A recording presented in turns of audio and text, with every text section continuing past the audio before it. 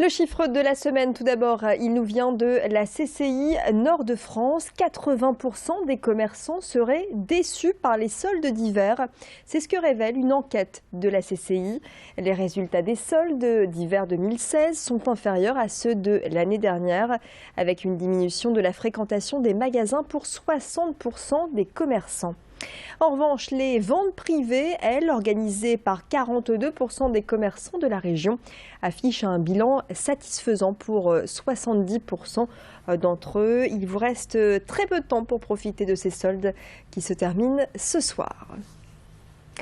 En bref, un appel au rassemblement pour le général Piquemal. D'anciens militaires ont demandé l'autorisation d'organiser un rassemblement citoyen ce samedi à Calais pour soutenir le général Piquemal, arrêté, je vous le rappelle, le 6 février dernier à l'occasion d'une manifestation anti-migrants à Calais toujours.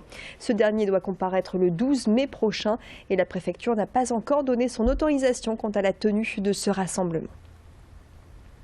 Retour dans la métropole lilloise et vous les avez peut-être entendus ce matin, les sirènes d'alerte ont retenti notamment à Fretin et à Villeneuve-d'Ascq. Il s'agissait là de tests dans le cadre de travaux de rénovation et la mise en place de nouveaux systèmes d'alerte et d'information des populations. Dans le département du Nord, d'ici à 2020, 269 communes seront équipées de sirènes d'alerte sur des sites présentant des risques et les habitants seront quant à eux informés de leur installation par le biais de dépliants. Image signée Louis Caillé ce matin à Fretin. Améliorer son apparence et mettre toutes les chances de son côté en vue d'un entretien d'embauche. C'est l'objectif de la cravate solidaire. L'antenne lilloise de cette association est composée d'une trentaine de bénévoles qui mettent à disposition des bénéficiaires un véritable dressing. Chemisier, veste, chaussures, le choix est vaste et chacun y trouve forcément son style. Des vêtements qui proviennent de dons de particuliers ou encore des invendus de magasins. Alison Pelotier a suivi Mariama. La jeune femme n'a pas hésité à pousser la porte de la cravate solidaire, consciente du fait que son image jouera sur la décision finale d'un potentiel employeur. C'est important pour moi parce que ça soigne un peu l'image. Ça m'aide à mieux m'habiller pour aller à un entretien. Parce qu'avant, je ne savais pas, je portais juste une veste, des baskets et un pantalon et je partais en fait. Mais maintenant, le fait qu'ils m'ont conseillé eux ici, je saurais mieux m'habiller maintenant parce qu'il faut vendre son image aussi à un entretien en fait. Il faut que l'employeur sache que vous êtes là vraiment pour le sérieux, vous êtes là pour décrocher un emploi. Un concours à présent lancé par le groupe d'assurance Aviva qui récompense les porteurs de projets ayant une idée innovante en matière d'économie sociale. À la clé, 25 000 €.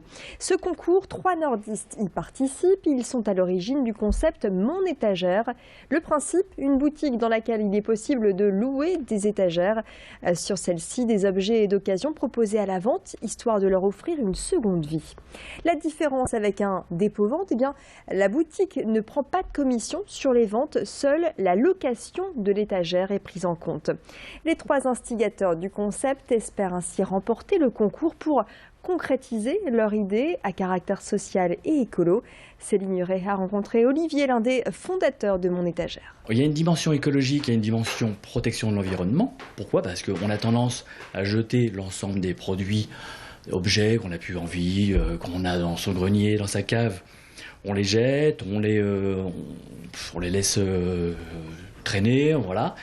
Et ben, là, le principe est de ne plus jeter, de revendre, de recycler, de permettre à d'autres personnes de pouvoir réutiliser un objet que nous, on a laissé de côté.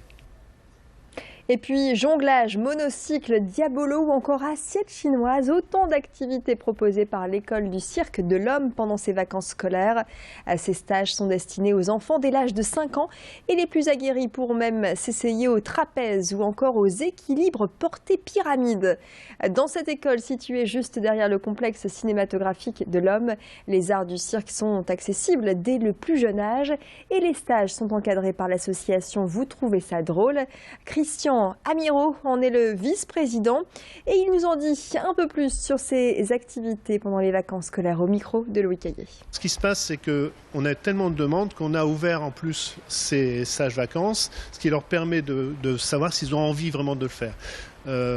Sachant qu'actuellement on a 600 adhérents, les nombres d'initiateurs cirque étant limités, le nombre de salles étant limité, on est obligé de se tenir à ce créneau-là de 600, 800, on peut aller jusqu'à 800, mais il vaut mieux préserver la qualité, en sachant que pour un initiateur, on met 12 enfants maximum.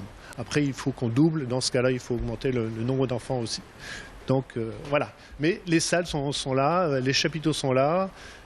Et s'il y a des demandes, on essaie d'y répondre au mieux. Et bonnes vacances si vous avez la chance d'en profiter, des vacances largement ensoleillées pour cette deuxième semaine de vacances scolaires, avec des températures par contre qui vont devenir glaciales. On en reparle tout de suite, restez avec nous.